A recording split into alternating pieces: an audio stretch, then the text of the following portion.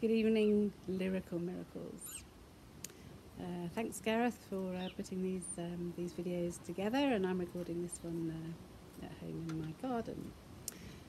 So what extraordinary times, coronavirus. Perhaps they're apocalyptic times. So there's good things on the other side. Anyway, I thought I'd bring out this poem because it's sort of what I see. I think the world needs to change.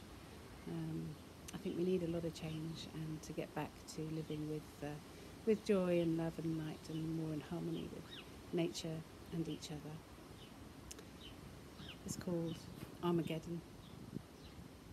The world is going mad.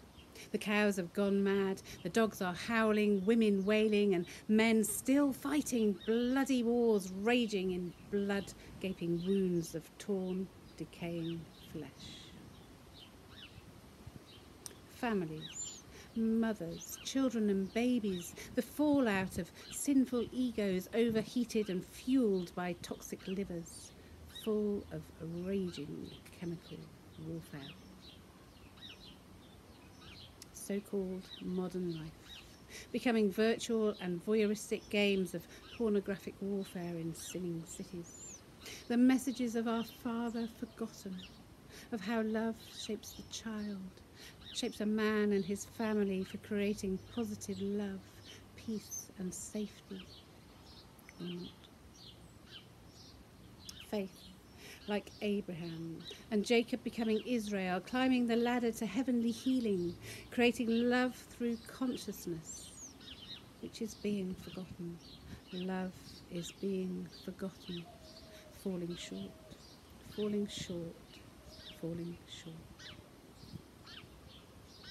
The cows have gone mad, and women's mammaries are drying up for immoral sex and sexual perversions of loveless sex leading nowhere but war and conflict in their souls, in the cells, in our world, reflecting us.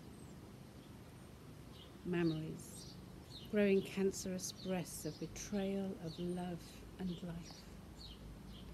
Carcinomas of fleshly lust joined by man boobs, shriveled balls and wilting penises of confusion.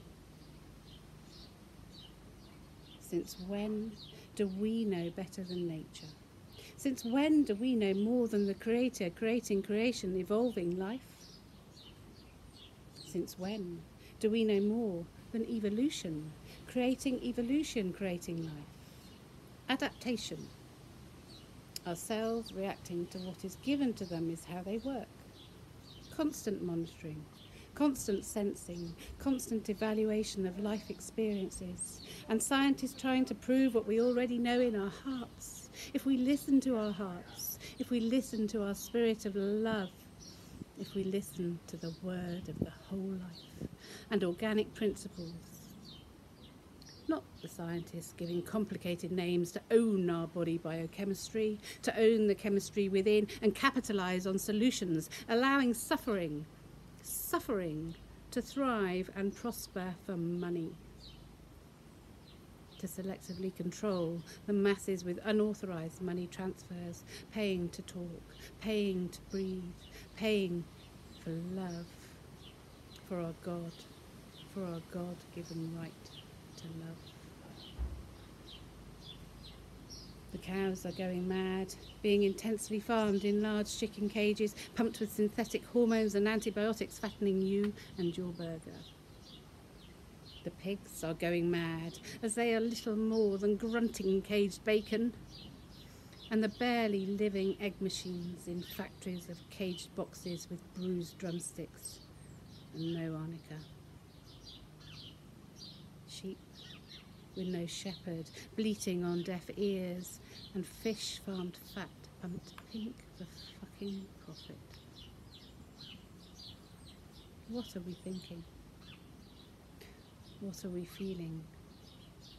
Nothing? Are we numbed and blind to this abuse, cut off living in denial and plastic-wrapped ignorance? Is this abuse of souls okay?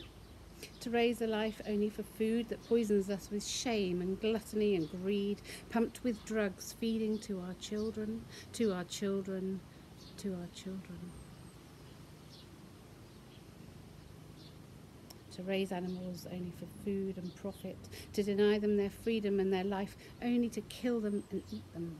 I vomit at the thought. I vomit at man's ignorance and heartless greed. I vomit at the disrespect for life, creating famine for all. Love never hurts another. Love is never unkind. Love is not a cortisol. God, who is love, will vomit mean choices back with death, anxiety, depression, and death of the happiness we are all seeking. Death of the love, joy, and vitality we yearn for. How can we gain love's spirit with cruelty? Abuse to abuse. Cage the animals to reduce CO2 emissions is madness.